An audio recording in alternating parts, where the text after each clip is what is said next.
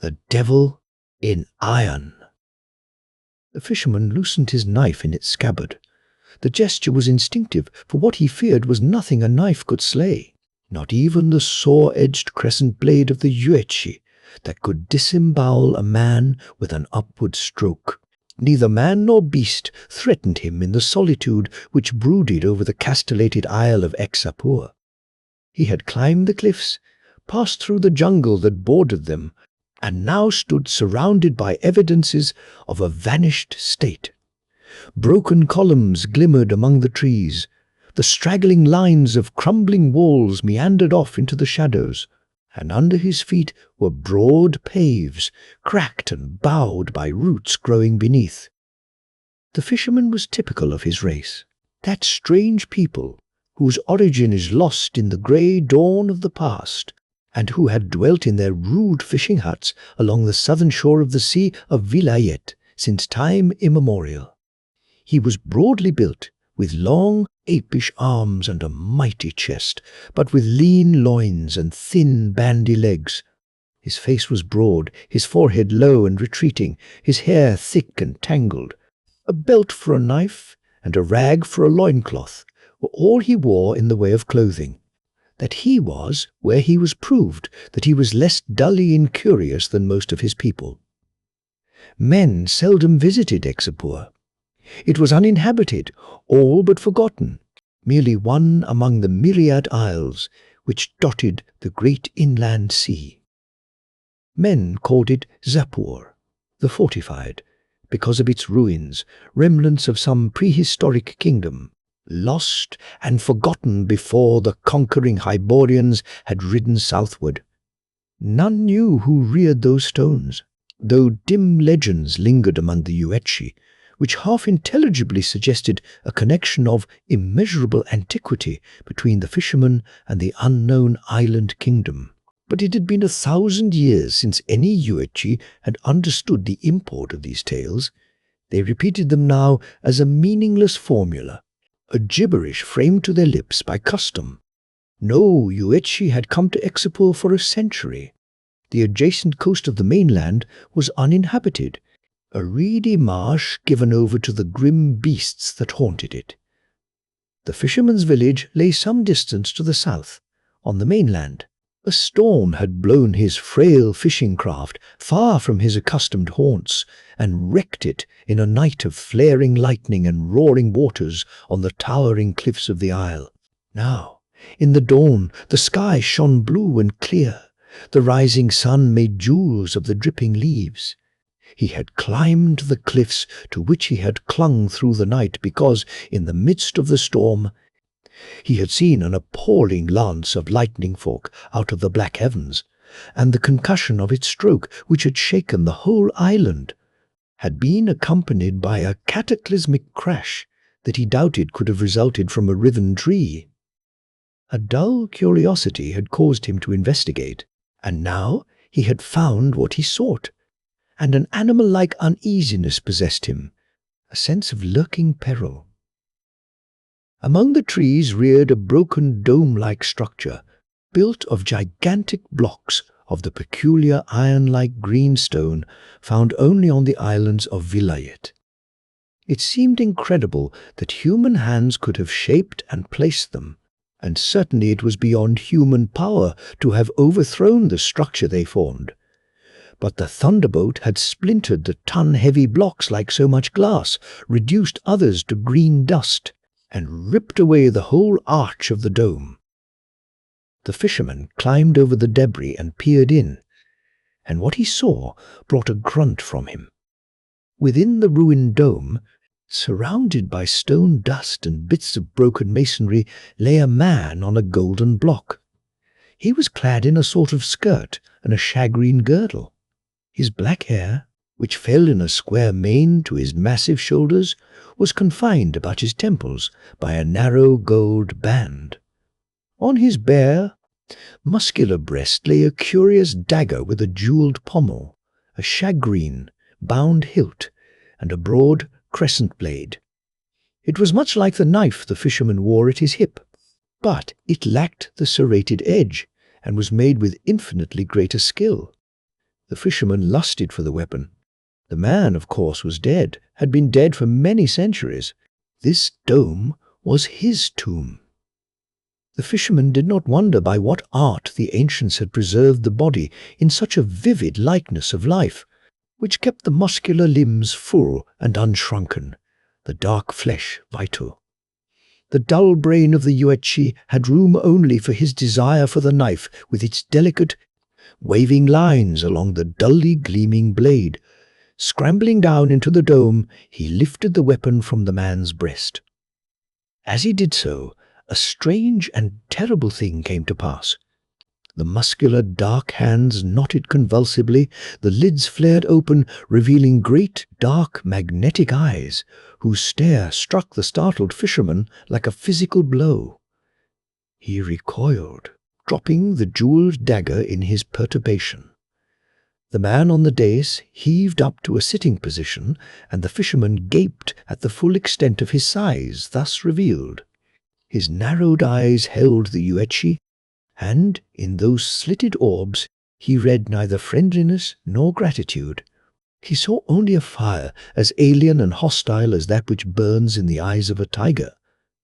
Suddenly the man rose and towered above him, menace in his every aspect. There was no room in the fisherman's dull brain for fear, at least for such fear as might grip a man who has just seen the fundamental laws of nature defied. As the great hands fell to his shoulders, he drew his saw-edged knife and struck upward with the same motion. The blade splintered against the stranger's corded belly as against a steel column, and then the fisherman's thick neck broke like a rotten twig in the giant hands. Jehungir Aga, lord of Khawarizm and keeper of the coastal border, scanned once more the ornate parchment scroll with its peacock seal and laughed shortly and sardonically. "Well?" bluntly demanded his counsellor Ghaznavi. Jehungir shrugged his shoulders. He was a handsome man with the merciless pride of birth and accomplishment. "The king grows short of patience," he said. In his own hand he complains bitterly of what he calls my failure to guard the frontier. By Tarim, if I cannot deal a blow to these robbers of the steppes, Khawarizm may own a new lord. Ghaznavi tugged his grey-shot beard in meditation. Yezdigerd, king of Turan, was the mightiest monarch in the world. In his palace, in the great port city of Agrapur, was heaped the plunder of empires. His fleets of purple-sailed war galleys had made Vilayet an Hyrcanian lake. The dark-skinned people of Zamora paid him tribute, as did the eastern provinces of Koth. The Shemites bowed to his rule as far west as Shushan. His armies ravaged the borders of Stygia in the south and the snowy lands of the Hyperboreans in the north. His riders bore torch and sword westward, into Bithynia and Ophir and Corinthia, even to the borders of Nemedia. His gilt-helmeted swordsmen had trampled hosts under their horses' hoofs, and walled cities went up in flames at his command. In the glutted slave markets of Agrapur, Sultanapur, Khawarizm, Shahpur, and Kurusun, women were sold for 3 small silver coins. Blonde Brythunians, tawny Stygians, dark-haired Zamorians, ebon Cushites, olive, skinned Shemites. Yet, while his swift horsemen overthrew armies far from his frontiers, at his very borders an audacious foe plucked his beard with a red-dripping and smoke-stained hand. On the broad steppes between the sea of Vilayet and the borders of the easternmost Hyborian kingdoms, a new race had sprung up in the past half-century. Formed originally of fleeing criminals, broken men, escaped slaves, and deserting soldiers. They were men of many crimes and countries, some born on the steppes, some fleeing from the kingdoms in the west. They were called Kozak, which means wastrel, dwelling on the wild, open steppes, owning no law but their own peculiar code. They had become a people capable even of defying the Grand Monarch. Ceaselessly, they raided the Turanian frontier, retiring in the steppes when defeated. With the pirates of Vilayet, men of much the same breed, they harried the coast, preying off the merchant ships which plied between the Hyrcanian ports. "How am I to crush these wolves?" demanded Jehungir.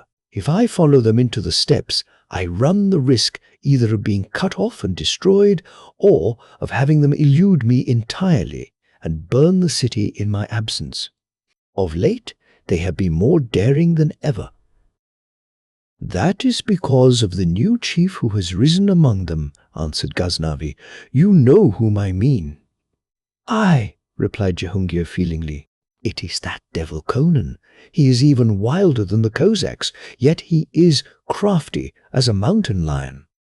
"It is more through wild animal instinct than through intelligence," answered Ghaznavi. "The other Cossacks are at least descendants of civilized men. He is a barbarian, but to dispose of him would be to deal them a crippling blow." "But how?" demanded Jehungir. "He has repeatedly cut his way out of spots that seemed certain death for him, and, instinct or cunning, he has avoided or escaped every trap set for him." "For every beast and for every man there is a trap. He will not escape," quoth Ghaznavi. "When we have parleyed with the Cossacks for the ransom of captives, I have observed this man Conan. He has a keen relish for women and strong drink. Have your captive Octavia fetched here?" Jehungir clapped his hands, and an impressive Kushite eunuch, an image of shining ebony in silken pantaloons, bowed before him and went to do his bidding. Presently he returned, leading by the wrist a tall, handsome girl whose yellow hair, clear eyes, and fair skin identified her as a pure-blooded member of her race. Her scanty silk tunic, girded at the waist, displayed the marvelous contours of her magnificent figure. Her fine eyes flashed with resentment, and her red lips were sulky. But submission had been taught her during her captivity. She stood with hanging head before her master until he motioned her to a seat on the divan beside him. Then he looked inquiringly at Ghaznavi. "We must lure Conan away from the Cossacks," said the counsellor abruptly. "Their war camp is at present pitched somewhere on the lower reaches of the Zaporozhka River, which, as you well know, is a wilderness of reeds, a swampy jungle in which our last expedition was cut to pieces by those masterless devils." "I am not likely to forget that," said Jehungir wryly. "There is an uninhabited island near the mainland," said Ghaznavi, "known as Zapur, the Fortified, because of some ancient ruins upon it. There is a peculiarity about it which makes it perfect for our purpose.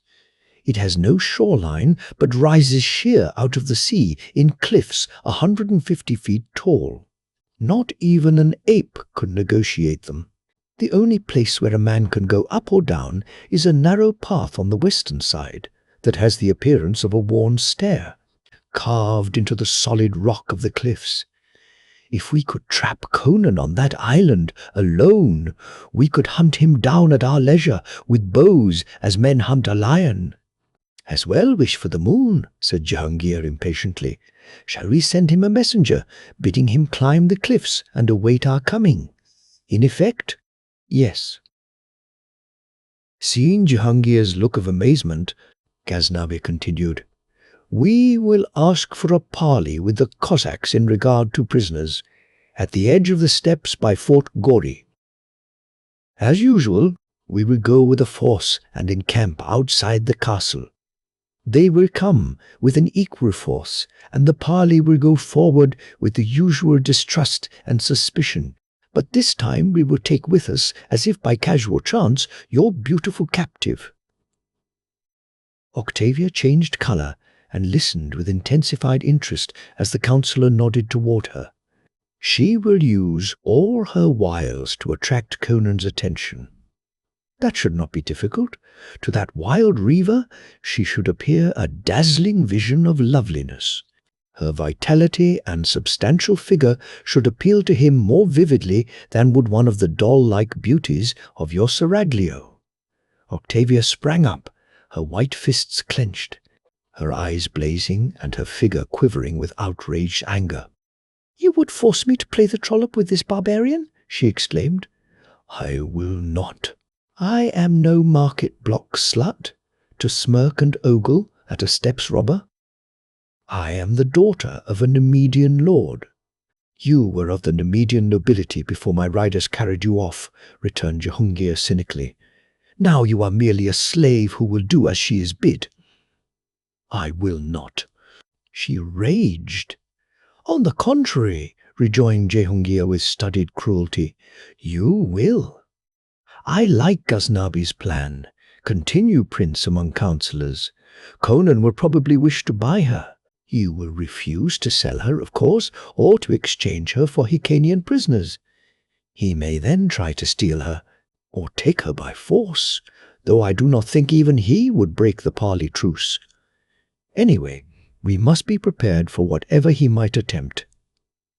Then, shortly after the parley, before he has time to forget all about her, we will send a messenger to him under a flag of truce, accusing him of stealing the girl and demanding her return.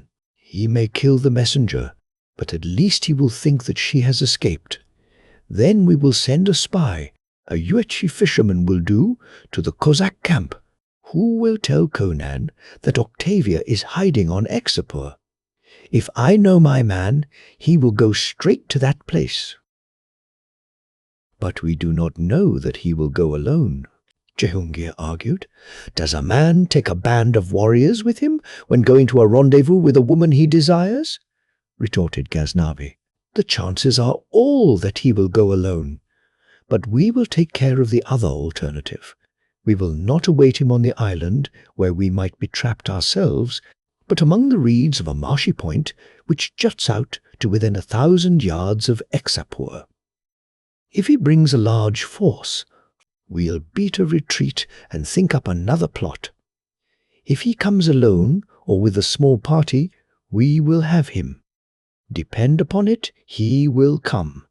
Remembering your charming slave's smiles and meaning glances, I will never descend to such shame." Octavia was wild with fury and humiliation. "I will die first." "You will not die, my rebellious beauty," said Jehungir, "but you will be subjected to a very painful and humiliating experience." He clapped his hands, and Octavia paled. This time it was not the Kushite who entered, but a Shemite, a heavily muscled man of medium height with a short, curled, blue-black beard. "Here is work for you, Gilzan," said Jehungir. "Take this fool, and play with her a while, yet be careful not to spoil her beauty." With an inarticulate grunt, the Shemite seized Octavia's wrist, and at the grasp of his iron fingers, all the defiance went out of her. With a piteous cry, she tore away and threw herself on her knees before her implacable master, sobbing incoherently for mercy. Jehungir dismissed the disappointed torturer with a gesture and said to Ghaznavi, "If your plan succeeds, I will fill your lap with gold." In the darkness before dawn, an unaccustomed sound disturbed the solitude that slumbered over the reedy marshes and the misty waters of the coast. It was not a drowsy waterfowl, nor a waking beast. It was a human who struggled through the thick reeds which were taller than a man's head. It was a woman, had there been anyone to see, tall and yellow-haired, her splendid limbs moulded by her draggled tunic. Octavia had escaped in good earnest, every outraged fibre of her still tingling from her experience in a captivity that had become unendurable. Jehungir's mastery of her had been bad enough, but with deliberate fiendishness, Jehungir had given her to a nobleman whose name was a byword for degeneracy, even in cowardice. Octavia's resilient flesh crawled and quivered at her memories. Desperation had nerved her climb from Jalal Khan's castle on a rope made of strips from torn tapestries, and chance had led her to a picketed horse. She had ridden all night, and dawn found her with a foundered steed on the swampy shores of the sea. Quivering with the abhorrence of being dragged back to the revolting destiny planned for her by Jalal Khan, she plunged into the morass, seeking a hiding place from the pursuit she expected. When the reeds grew thinner around her and the water rose about her thighs, she saw the dim loom of an island ahead of her. A broad span of water lay between, but she did not hesitate. She waded out until the low waves were lapping about her waist. Then she struck out strongly, swimming with a vigor that promised unusual endurance. As she neared the island, she saw that it rose sheer from the water in castle-like cliffs. She reached them at last, but found neither ledge to stand on below the water, nor to cling to above. She swam on, following the curve of the cliffs, the strain of her long flight beginning to weight her limbs. Her hands fluttered along the sheer stone, and suddenly they found a depression. With a sobbing gasp of relief, she pulled herself out of the water and clung there, a dripping white goddess in the dim starlight. She had come upon what seemed to be steps carved in the cliff. Up them she went, flattening herself against the stone as she caught a faint clack of muffled oars. She strained her eyes and thought she made out a vague bulk moving toward the reedy point she had just quitted. But it was too far away for her to be sure in the darkness, and presently the faint sound ceased and she continued her climb. If it were her pursuers, she knew of no better course than to hide on the island. She knew that most of the islands off that marshy coast were uninhabited. This might be a pirate's lair, but even pirates would be preferable to the beast she had escaped. A vagrant thought crossed her mind as she climbed, in which she mentally compared her former master with the Kuzak chief, with whom, by compulsion, she had shamefully flirted in the pavilions of the camp by Fort Gori, where the Hyrcanian lords had parleyed with the warriors of the steppes. His burning gaze had frightened and humiliated her, but his cleanly elemental fierceness set him above Jalal Khan, a monster such as only an overly opulent civilization can produce. She scrambled up over the cliff edge and looked timidly at the dense shadows which confronted her. The trees grew close to the cliffs, presenting a solid mass of blackness. Something whirred above her head, and she cowered, even though realizing it was only a bat. She did not like the looks of those ebony shadows, but she set her teeth and went toward them, trying not to think of snakes. Her bare feet made no sound in the spongy loam under the trees. Once among them, the darkness closed frighteningly about her.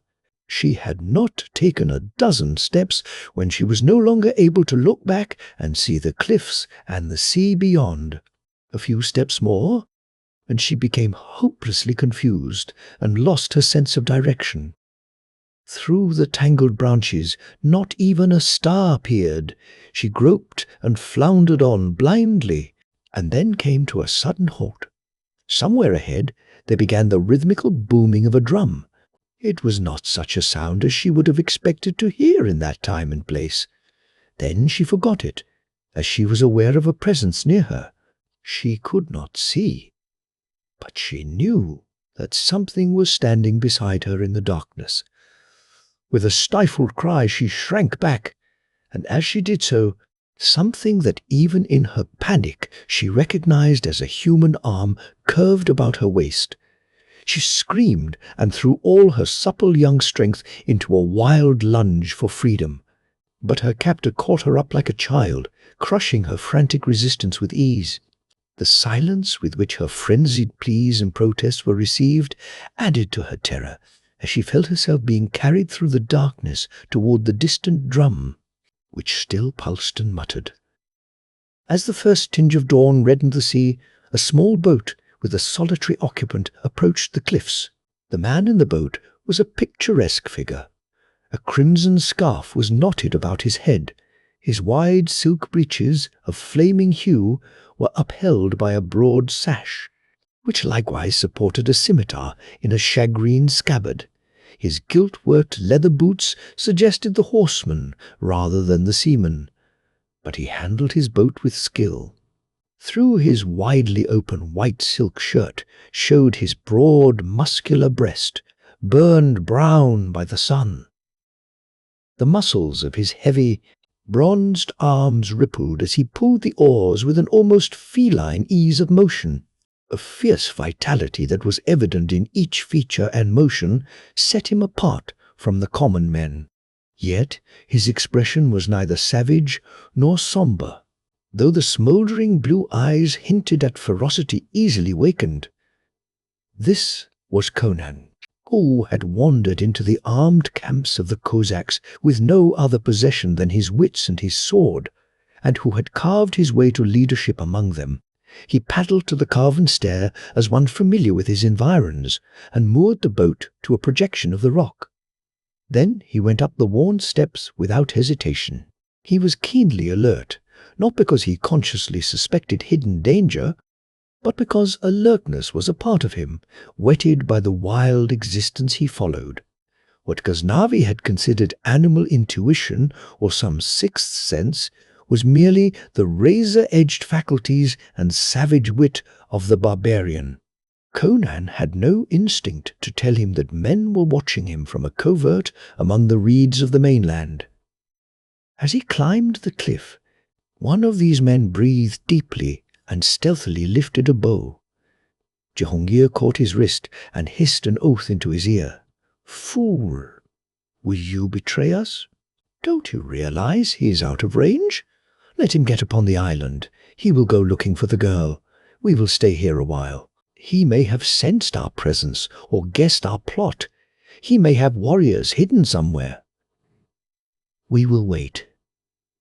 In an hour, if nothing suspicious occurs, we'll row up to the foot of the stair and await him there. If he does not return in a reasonable time, some of us will go upon the island and hunt him down. But I do not wish to do that, if it can be helped. Some of us are sure to die if we have to go into the bush after him. I had rather catch him with arrows from a safe distance." Meanwhile, the unsuspecting Cossack had plunged into a forest. He went silently in his soft leather boots, his gaze sifting every shadow in eagerness to catch sight of the splendid, tawny-haired beauty of whom he had dreamed ever since he had seen her in the pavilion of Jehungir Agha by Fort Gori. He would have desired her even if she had displayed repugnance toward him.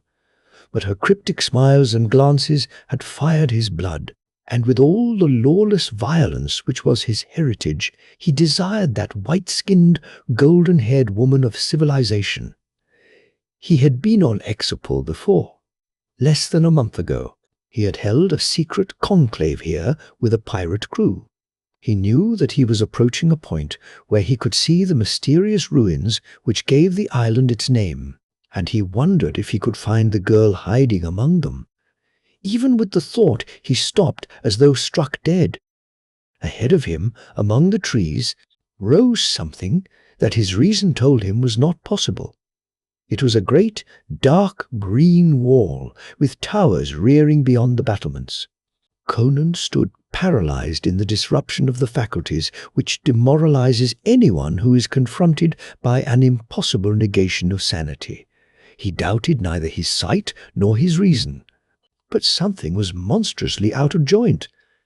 Less than a month ago, only broken ruins had showed among the trees. What human hands could rear such a mammoth pile as now met his eyes in the few weeks which had elapsed? Besides, the buccaneers who roamed Villette ceaselessly would have learned of any work going on such stupendous scale, and would have informed the Cossacks. There was no explaining this thing, but it was so. He was on Exopor, and that fantastic heap of towering masonry was on Exopor, and all was madness and paradox, yet it was all true.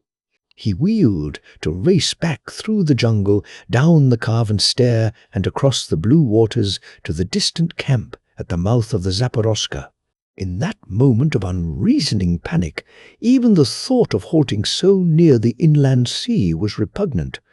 He would leave it behind him. would quit the armed camps and the steppes, and put 1,000 miles between him and the blue, mysterious East, where the most basic laws of nature could be set at naught, by what diabolism he could not guess. For an instant the future fate of kingdoms that hinged on this gay-clad barbarian hung in the balance. It was a small thing that tipped the scales, merely a shred of silk hanging on a bush that caught his uneasy glance. He leaned to it, his nostrils expanding, his nerves quivering to a subtle stimulant. On that bit of torn cloth, so faint that it was less with his physical faculties than by some obscure, instinctive sense that he recognized it, lingered the tantalizing perfume that he connected with the sweet, firm flesh of the woman he had seen in Jehungir's pavilion. The fisherman had not lied. Then she was here. Then in the soil he saw a single track in the loam, the track of a bare foot, long and slender, but a man's, not a woman's, and sunk deeper than was natural. The conclusion was obvious.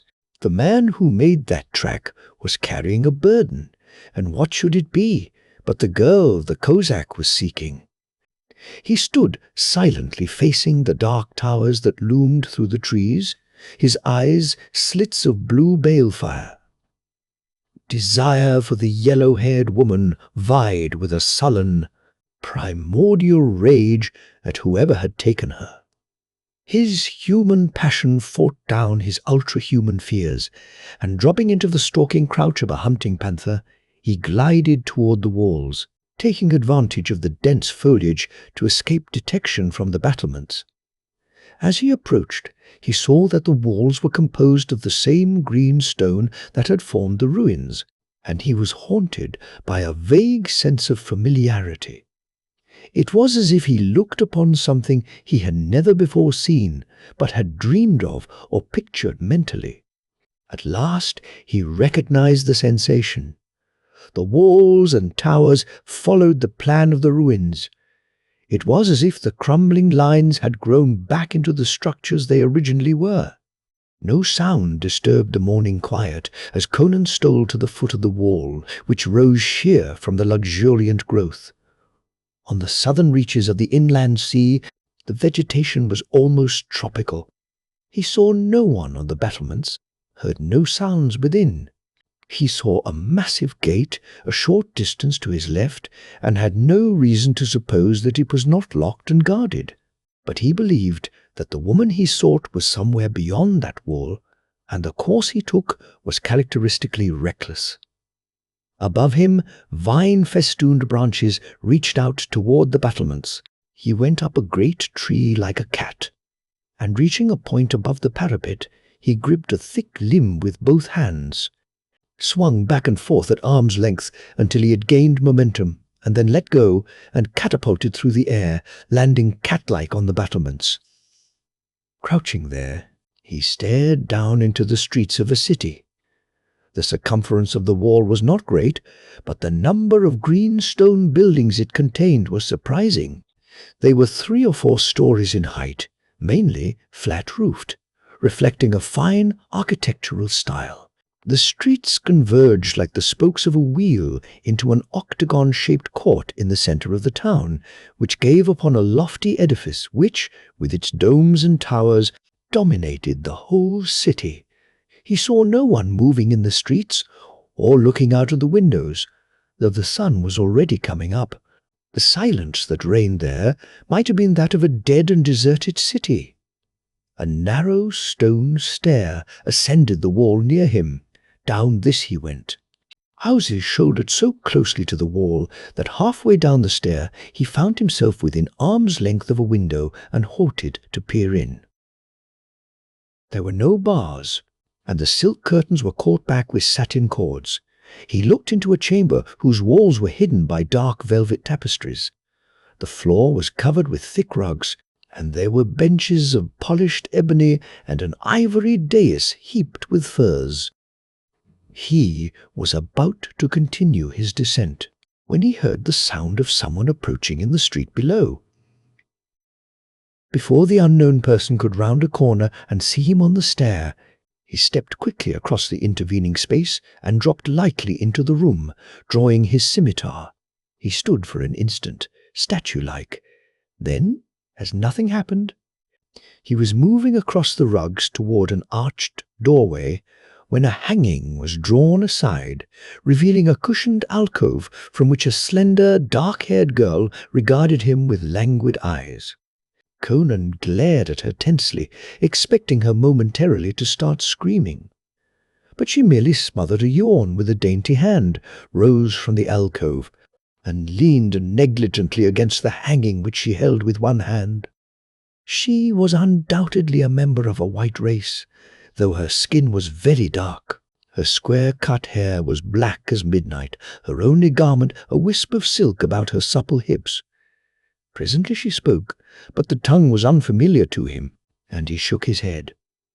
She yawned again, stretched lithely and, without any show of fear or surprise, shifted to a language he did understand, a dialect of Yuetshi which sounded strangely archaic. "Are you looking for someone?" she asked, as indifferently as if the invasion of her chamber by an armed stranger were the most common thing imaginable. "Who are you?" he demanded. "I am Yateli," she answered languidly. "I must have feasted late last night. I am so sleepy now. Who are you?" "I am Conan, a hetman among the Cossacks," he answered, watching her narrowly. He believed her attitude to be a pose, and expected her to try to escape from the chamber or rouse the house. But, though a velvet rope that might be a signal cord hung near her, she did not reach for it. "Conan," she repeated drowsily, "you are not a Dagonian. I suppose you are a mercenary. Have you cut the heads off many Yuetshi?" "I do not war on water rats," he snorted. "But they are very terrible," she murmured. "I remember when they were our slaves, but they revolted and burned and slew. Only the magic of Khosatral has kept them from the walls." She paused, a puzzled look struggling with the sleepiness of her expression. "I forgot," she muttered. "They did climb the walls last night. There was shouting and fire, and the people calling in vain on Khosatral." She shook her head as if to clear it. "But that cannot be," she murmured, "because I am alive, and I thought I was dead." "Oh, to the devil with it!" She came across the chamber, and taking Conan's hand, drew him to the dais. He yielded in bewilderment and uncertainty. The girl smiled at him like a sleepy child. Her long, silky lashes drooped over dusky, clouded eyes. She ran her fingers through his thick black locks as if to assure herself of his reality. "It was a dream," she yawned. "Perhaps it's all a dream. I feel like a dream now. I don't care. I can't remember something. I have forgotten. There is something I cannot understand, but I grow so sleepy when I try to think. Anyway, it doesn't matter." "What do you mean?" he asked uneasily. "You said they climbed the walls last night? Who? The Yuetshi?" "I thought so, anyway." A cloud of smoke hid everything, but a naked, blood-stained devil caught me by the throat and drove his knife into my breast. Oh, it hurt. But it was a dream, because see, there is no scar. She idly inspected her smooth bosom, and then sank upon Conan's lap and passed her supple arms about his massive neck. "I cannot remember," she murmured, nestling her dark head against his mighty breast. "Everything is dim and misty. It does not matter. You are no dream. You are strong. Let us live while we can. Love me." He cradled the girl's glossy head in the bend of his heavy arm and kissed her full red lips with unfeigned relish. "You are strong," she repeated, her voice waning. "Love me. Love." The sleepy murmur faded away. The dusky eyes closed, the long lashes drooping over the sensuous cheeks. The supple body relaxed in Conan's arms. He scowled down at her. She seemed to partake of the illusion that haunted this whole city, but the firm resilience of her limbs under his questing fingers convinced him that he had a living human girl in his arms, and not the shadow of a dream. No less disturbed, he hastily laid her on the furs upon the dais. Her sleep was too deep to be natural. He decided that she must be an addict of some drug, perhaps like the Black Lotus of Shutal. Then he found something else to make him wonder. Among the furs on the dais was a gorgeous spotted skin, whose predominant hue was golden. It was not a clever copy, but the skin of an actual beast. And that beast, Conan knew, had been extinct for at least 1,000 years.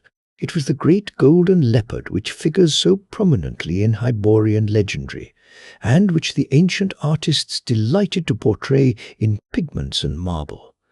Shaking his head in bewilderment, Conan passed through the archway into a winding corridor. Silence hung over the house, but outside he heard a sound which his keen ears recognized as something ascending the stair on the wall from which he had entered the building. An instant later he was startled to hear something land with a soft but weighty thud on the floor of the chamber he had just quitted. Turning quickly away, he hurried along the twisting hallway until something on the floor before him brought him to a halt.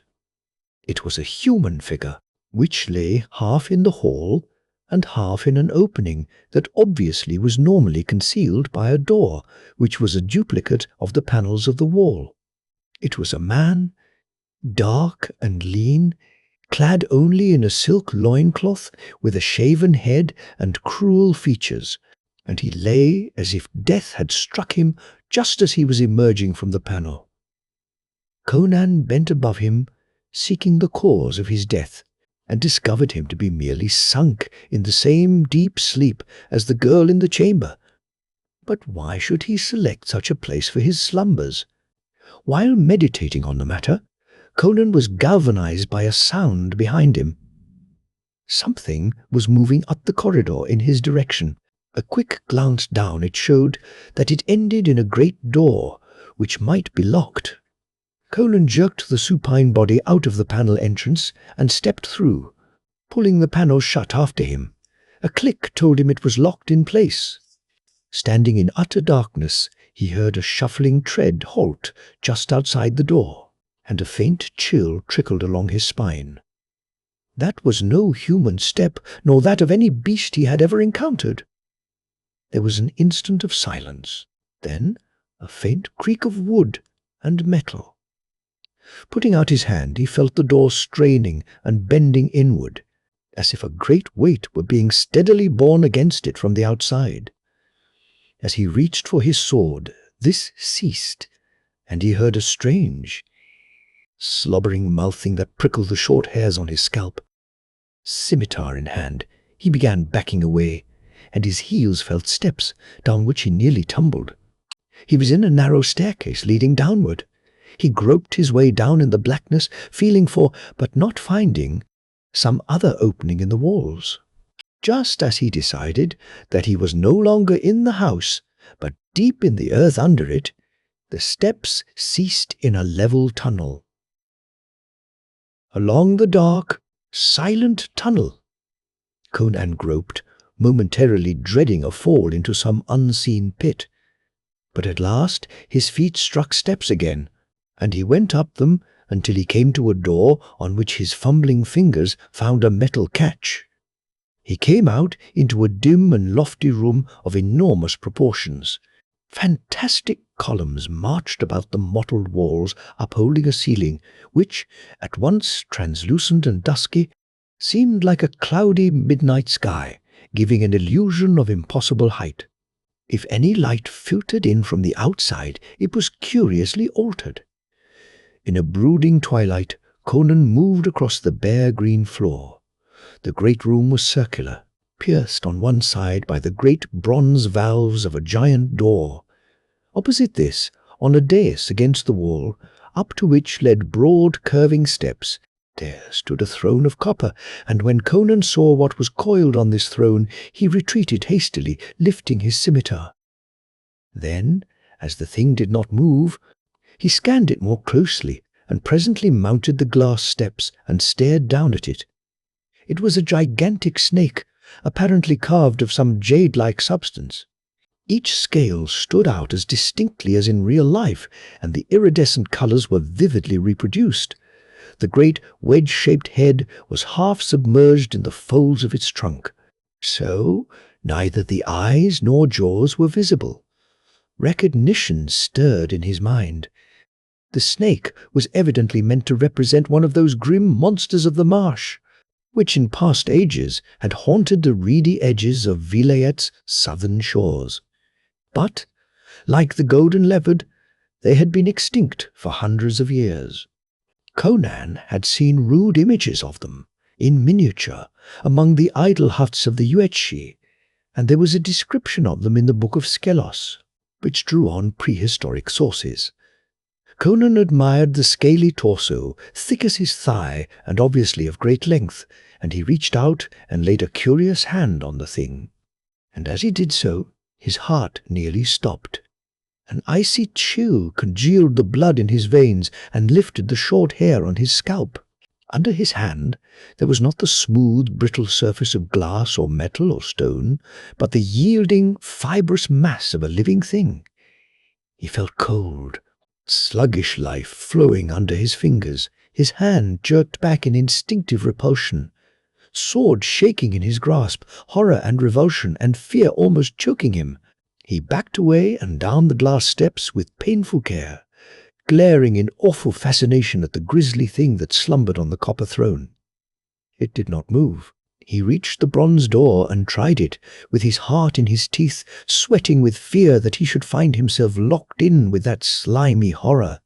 But the valves yielded to his touch, and he glided though and closed them behind him. He found himself in a wide hallway with lofty, tapestried walls, where the light was the same twilight gloom. It made distant objects indistinct, and that made him uneasy, rousing thoughts of serpents gliding unseen through the dimness. A door at the other end seemed miles away in the elusive light. Nearer at hand, the tapestry hung in such a way as to suggest an opening behind it, and lifting it cautiously, he discovered a narrow stair leading up. While he hesitated, he heard, in the great room he had just left, the same shuffling tread he had heard outside the locked panel. Had he been followed through the tunnel? He went up the stair hastily, dropping the tapestry in place behind him. Emerging presently into a twisting corridor, he took the first doorway he came to. He had a twofold purpose in his apparently aimless prowling: to escape from the building and its mysteries, and to find the Nemedian girl who, he felt, was imprisoned somewhere in this palace, temple, or whatever it was. He believed it was the great domed edifice at the center of the city, and it was likely that here dwelt the ruler of the town, to whom a captive woman would doubtless be brought. He found himself in a chamber, not another corridor, and was about to retrace his steps, when he heard a voice which came from behind one of the walls. There was no door in that wall, but he leaned close and heard distinctly, and an icy chill crawled slowly along his spine. The tongue was Nemedian, but the voice was not human. There was a terrifying resonance about it, like a bell tolling at midnight. There was no life in the abyss, save that which was incorporated in me, it told. Nor was there light, nor motion, nor any sound. Only the urge behind and beyond life guided and impelled me on my upward journey, blind, insensate, inexorable. Through ages upon ages and the changeless strata of darkness I climbed. Ensorcelled by that belling resonance, Conan crouched forgetful of all else until its hypnotic power caused a strange replacement of faculties and perception. And sound created the illusion of sight. Conan was no longer aware of the voice, save as far-off rhythmical waves of sound, transported beyond his age and his own individuality. He was seeing the transmutation of the being men called Khosatral Kel, which crawled up from night and the abyss ages ago to clothe itself in the substance of the material universe. But human flesh was too frail, too paltry to hold the terrific essence that was Khosatral Kel. So he stood up in the shape and aspect of a man, but his flesh was not flesh, nor the bone bone, nor blood blood. He became a blasphemy against all nature, for he caused to live and think and act a basic substance that before had never known the pulse and stir of animate being. He stalked through the world as a god, for no earthly weapon could harm him, and to him a century was like an hour. In his wanderings he came upon a primitive people inhabiting the island of Dagonia, and it pleased him to give this race culture and civilization, and by his aid they built the city of Dagon, and they abode there and worshipped him. Strange and grisly were his servants, called from the dark corners of the planet where grim survivals of forgotten ages yet lurked. His house in Dagon was connected with every other house by tunnels through which his shaven-headed priests bore victims for the sacrifice. But after many ages, a fierce and brutish people appeared on the shores of the sea. They called themselves Yuetshi, and after a fierce battle were defeated and enslaved, and for nearly a generation they died on the altars of Khosatral. His sorcery kept them in bonds. Then their priest, a strange, gaunt man of unknown race, plunged into the wilderness, and, when he returned, he bore a knife that was of no earthly substance. It was forged of a meteor, which flashed through the sky like a flaming arrow and fell in a far valley. The slaves rose. Their saw-edged crescents cut down the men of Dagon like sheep, and against that unearthly knife the magic of Khosatral was impotent. While carnage and slaughter bellowed through the red smoke that choked the streets, the grimmest act of that grim drama was played in the cryptic dome behind the great, dazed chamber with its copper throne and its walls mottled like the skin of serpents. From that dome the Yuetshi priest emerged alone. He had not slain his foe because he wished to hold the threat of his loosing over the heads of his own rebellious subjects. He had left Khosatral lying upon the golden dais with the mystic knife across his breast for a spell to hold him senseless and inanimate until doomsday. But the ages passed, and the priest died. The towers of deserted Dagon crumbled, the tales became dim, and the Yuetshi were reduced by plagues and famines and war to scattered remnants, dwelling in squalor along the seashore. Only the cryptic dome resisted the rot of time, until a chance thunderbolt and the curiosity of a fisherman lifted from the breast of the god the magic knife and broke the spell. Khosatral. Keel rose and lived and waxed mighty once more. It pleased him to restore the city as it was in the days before its fall. By his necromancy, he lifted the towers from the dust of forgotten millennia, and the folk which had been dust for ages moved in life again. But folk who have tasted of death are only partly alive. In the dark corners of their souls and minds, death still lurks unconquered. By night, the people of Dagon moved and loved, hated and feasted, and remembered the fall of Dagon and their own slaughter only as a dim dream. They moved in an enchanted mist of illusion, feeling the strangeness of their existence, but not inquiring the reasons therefor. With the coming of day, they sank into deep sleep, to be roused again only by the coming of night, which is akin to death. All this rode in a terrible panorama before Conan's consciousness as he crouched beside the tapestried wall. His reason staggered. All certainty and sanity were swept away, leaving a shadowy universe through which stole hooded figures of grisly potentialities. Through the belling of the voice, which was like a tolling of triumph over the ordered laws of a sane planet, A human sound anchored Conan's mind from its flight through spheres of madness. It was the hysterical sobbing of a woman. Involuntarily he sprung up. Jehungir Agha waited with growing impatience in his boat among the reeds. More than an hour passed, and Conan had not reappeared. Doubtless he was still searching the island for the girl he thought to be hidden there. But another surmise occurred to the Agha. Suppose the hetman had left his warriors nearby, and that they should grow suspicious and come to investigate his long absence. Jehungir spoke to the oarsman, and the long boat slid from among the reeds and glided toward the carven stairs. Leaving 6 men in the boat, he took the rest, 10 mighty archers of Kawarzime, inspired helmets and tiger-skin cloaks. Like hunters invading the retreat of the lion, they stole forward under the trees, arrows on strings. Silence reigned over the forest, except when a great green thing that might have been a parrot swirled over their heads with a low thunder of broad wings and then sped off, through the trees. With a sudden gesture, Jehungir halted his party, and they stared incredulously at the towers that showed through the verdure in the distance. "Tarim," muttered Jehungir, "the pirates have rebuilt the ruins. Doubtless Conan is there. We must investigate this. A fortified town this close to the mainland. Come." With renewed caution, they glided through the trees. The game had altered. From pursuers and hunters, they had become spies.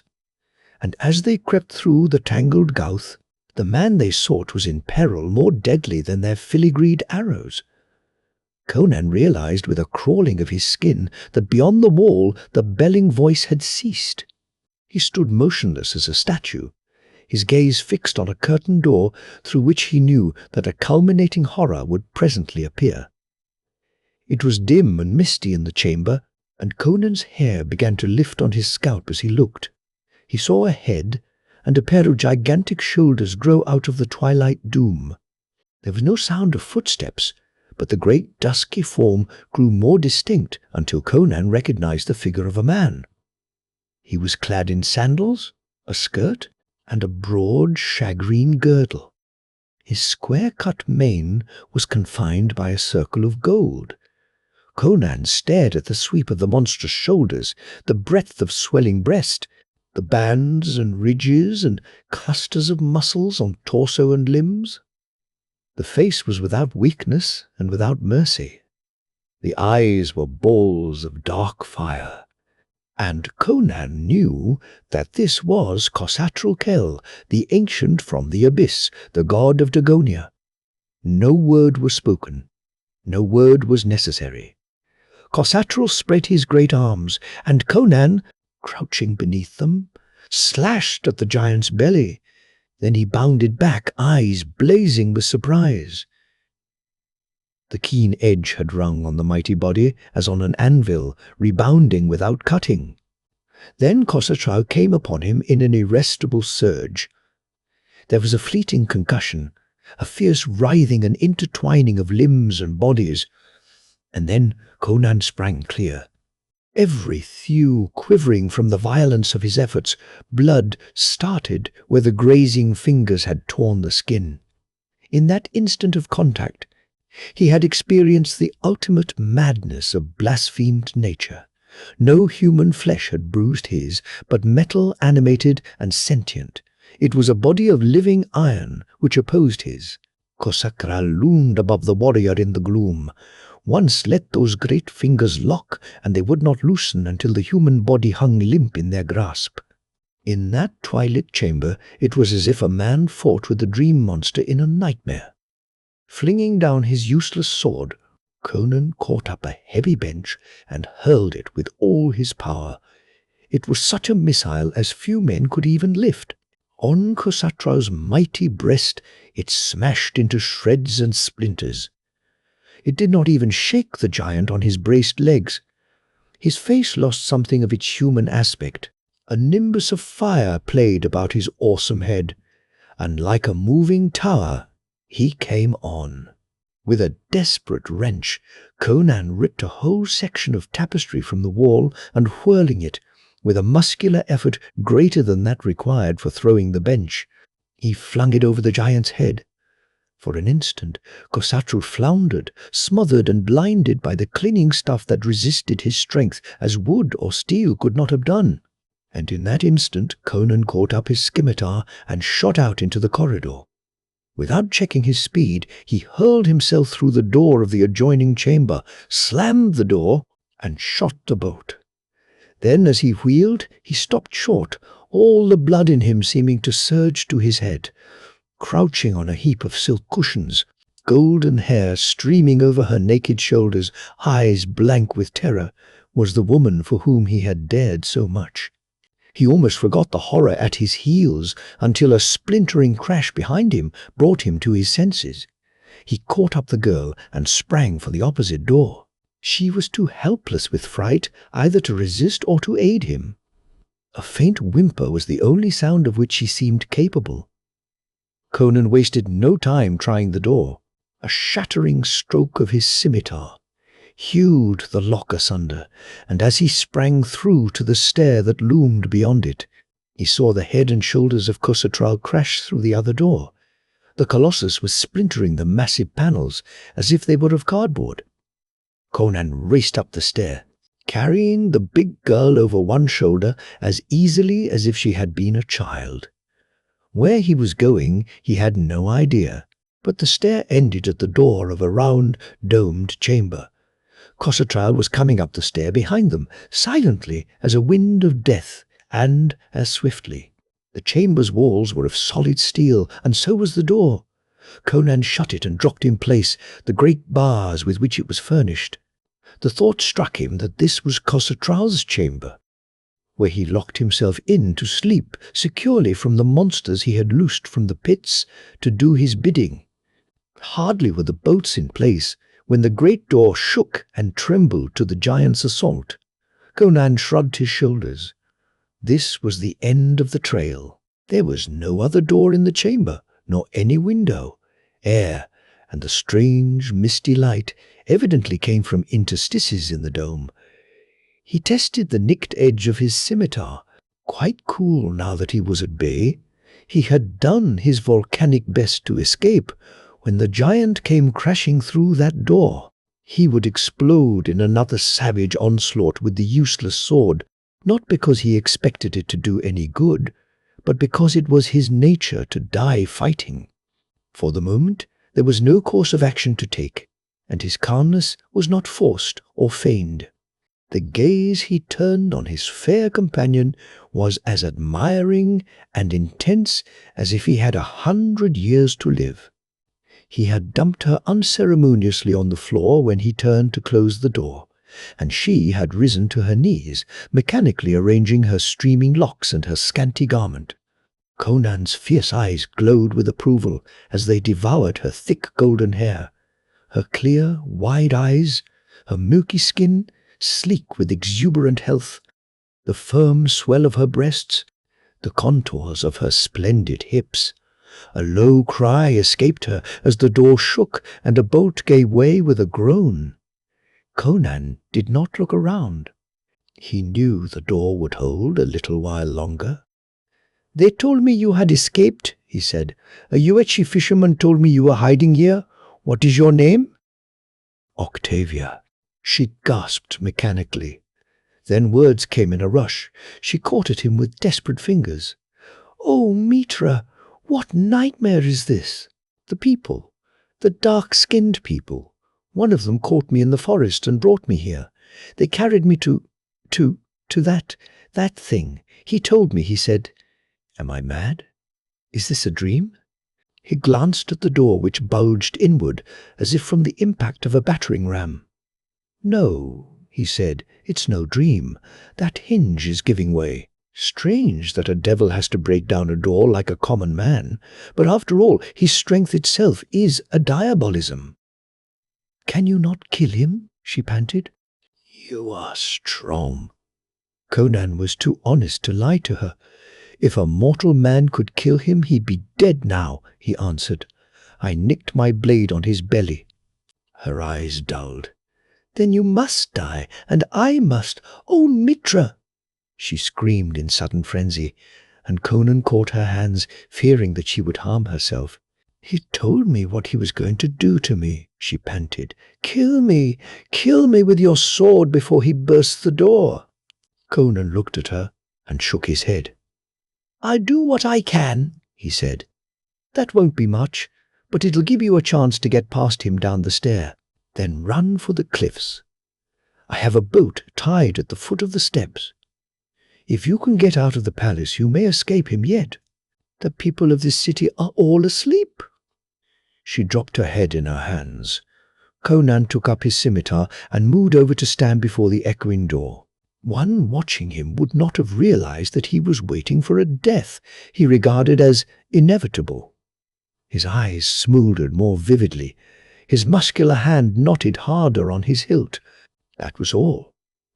The hinges had given under the giant's terrible assault, and the door rocked crazily, held only by the bolts.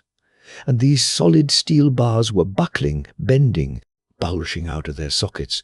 Conan watched in an almost impersonal fascination, envying the monster his inhuman strength. Then, without warning, the bombardment ceased. In the stillness, Conan heard other noises on the landing outside, the beat of wings, and a muttering voice that was like the whining of wind through midnight branches. Then presently there was silence, but there was a new feel in the air. Only the whetted instincts of barbarism could have sensed it, but Conan knew, without seeing or hearing him leave, that the master of Dagon no longer stood outside the door. He glared through a crack that had been started in the steel of the portal. The landing was empty. He drew the warped bolts and cautiously pulled aside the sagging door. Khosatral was not on the stair, but far below he heard the clang of a metal door. He did not know whether the giant was plotting new deviltries or had been summoned away by that muttering voice, but he wasted no time in conjectures. He called to Octavia, and the new note in his voice brought her up to her feet and to his side almost without her conscious volition. "What is it?" she gasped. "Don't stop to talk." He caught her wrist. "Come on!" The chance for action had transformed him. His eyes blazed, his voice crackled.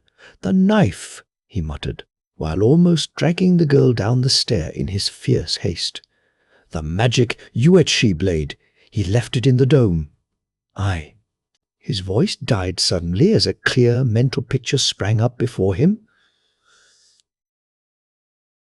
That dome adjoined the great room where stood the copper throne. Sweat started out on his body. The only way to that dome was through that room with the copper throne and the foul thing that slumbered in it. But he did not hesitate.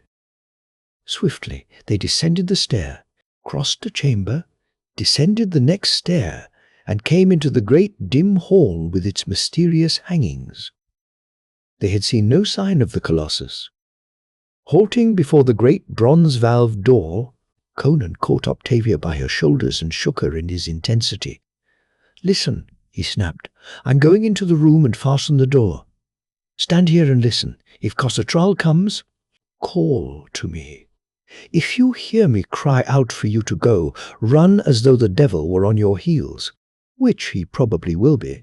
Make for that door at the other end of the hall, because I'll be past helping you.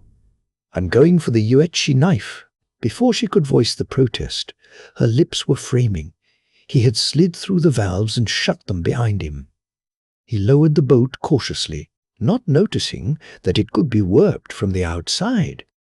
In the dim twilight, his gaze sought that grim copper throne. Yes, the scaly brute was still there, filling the throne with its loathsome coils. He saw a door behind the throne and knew that it led into the dome. But to reach it, he must mount the dais, a few feet from the throne itself.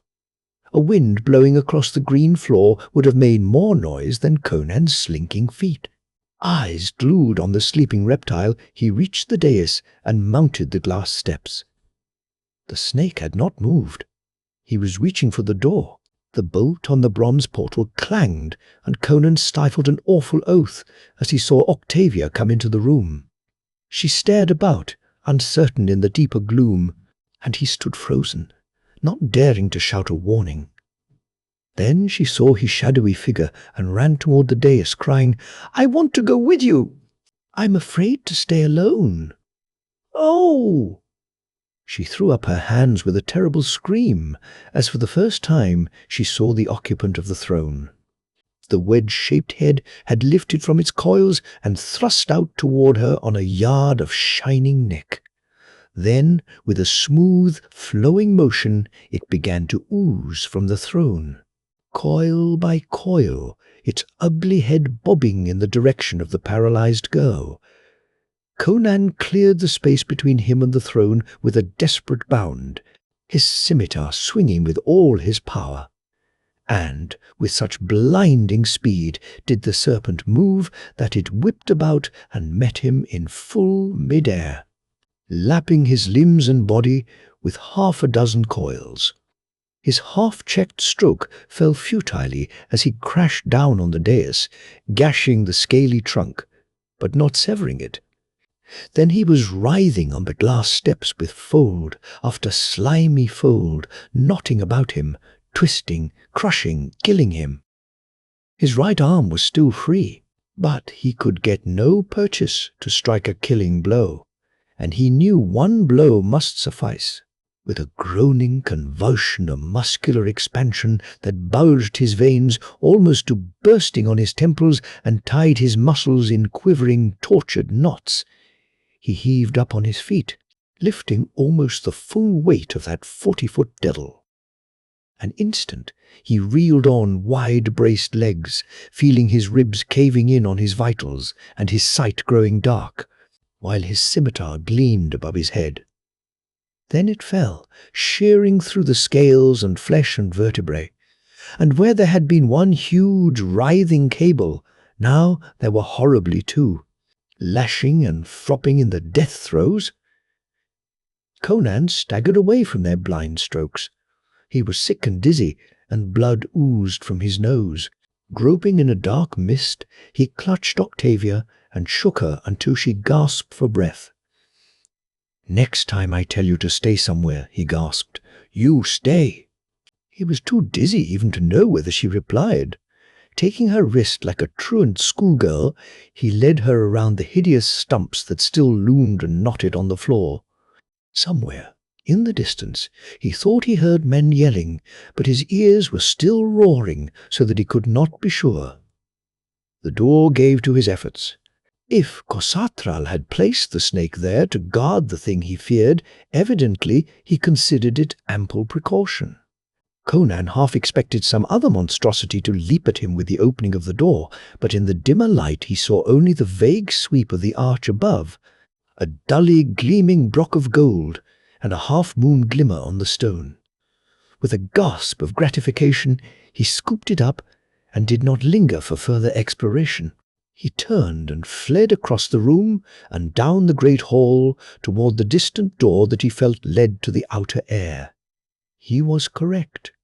A few minutes later, he emerged into the silent streets, half carrying, half guiding his companion. There was no one to be seen, but beyond the western wall there sounded cries and moaning wails that made Octavia tremble.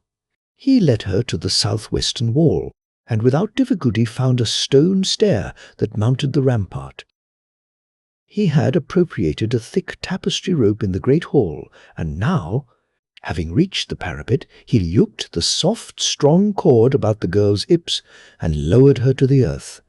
Then, making one end fast to a merlon, he slid down after her. There was but one way of escape from the island: the stair on the western cliffs. In that direction he hurried, swinging wide around the spot from which had come the cries and the sound of terrible blows.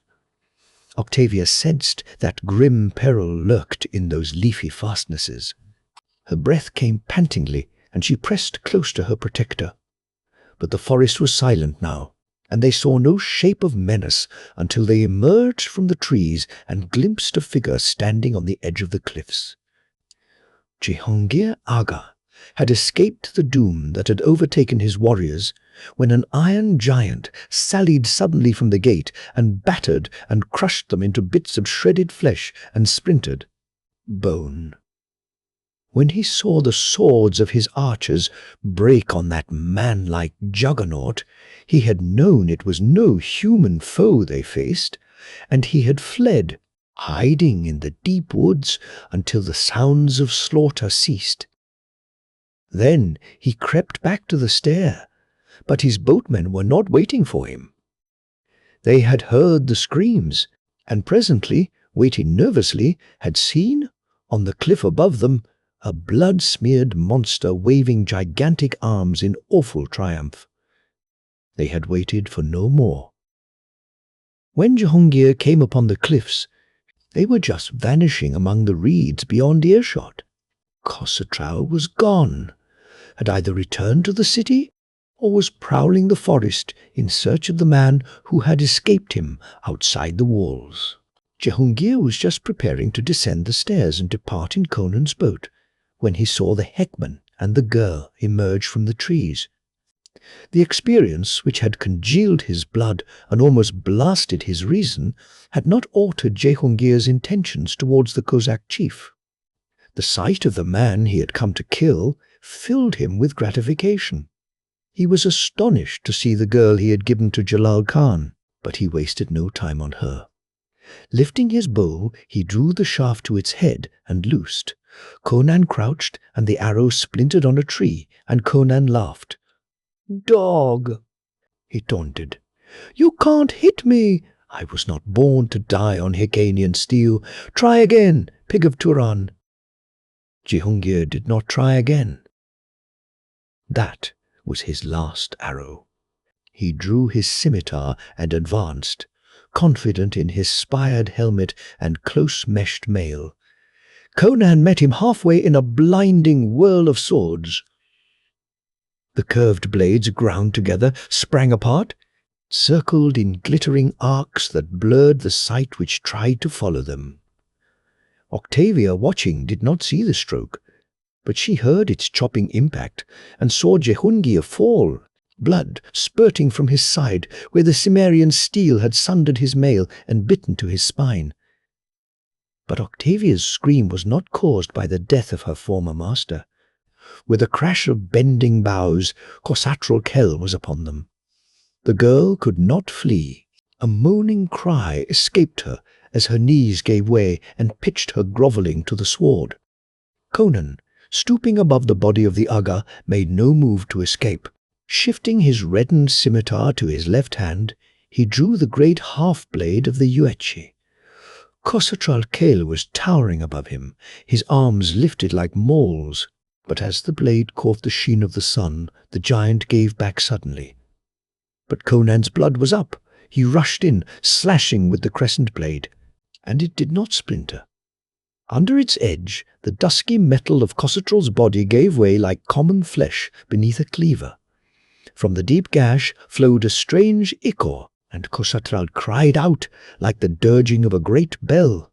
His terrible arms flailed down, but Conan, quicker than the archers who had died beneath those awful flails, avoided their strokes and struck again and yet again.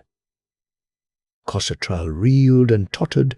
His cries were awful to hear, as if metal were given a tongue of pain, as if iron shrieked and bellowed under torment. Then, wheeling away, he staggered into the forest. He reeled in his gait, crashed through bushes, and caromed off trees.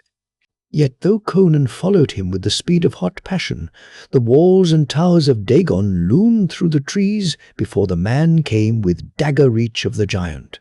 Then Khosrau turned again, flailing the air with desperate blows, but Conan, fired to berserk fury, was not to be denied. As a panther strikes down a bull moose at bay, so he plunged under the bludgeoning arms and drove the crescent blade to the hilt, under the spot where a human's heart would be. Khosrau reeled and fell. In the shape of a man he reeled, but it was not the shape of a man that struck the loam. Where there had been the likeness of a human face, there was no face at all, and the metal limbs melted and changed. Conan, who had not shrunk from cossatral living, recoiled blenching for cossatral dead, for he had witnessed an awful transmutation in his dying throes. Cossatral Kale had become again the thing that had crawled up from the abyss, millennia gone. Gagging with intolerable repugnance, Conan turned to flee the sight, and he was suddenly aware that the pinnacles of Dagon no longer glimmered through the trees. They had faded like smoke. The battlements, the crenellated towers, the great bronze gates, the velvets, the gold, the ivory, and the dark-haired women, and the men with their shaven skulls. With the passing of the inhuman intellect which had given them rebirth, they had faded back into the dust which they had been for ages uncounted. Only the stumps of broken columns rose above crumbling walls and broken paves and shattered dome. Conan again looked upon the ruins of Exapur as he remembered them.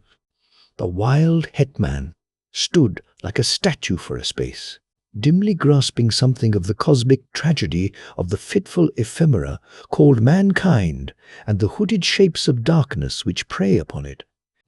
Then, as he heard his voice called in accents of fear, he started as one awakening from a dream, glanced again at the thing on the ground, shuddered, and turned away toward the cliffs and the girl that waited there. She was peering fearfully under the trees, and she greeted him with a half-stifled cry of relief.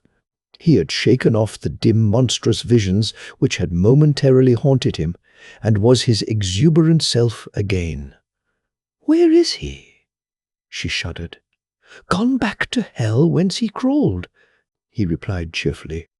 "Why didn't you climb the stair and make your escape in my boat?" "I wouldn't desert," she began, then changed her mind and amended rather sulkily, "I have nowhere to go. The Hyrcanians would enslave me again, and the pirates would."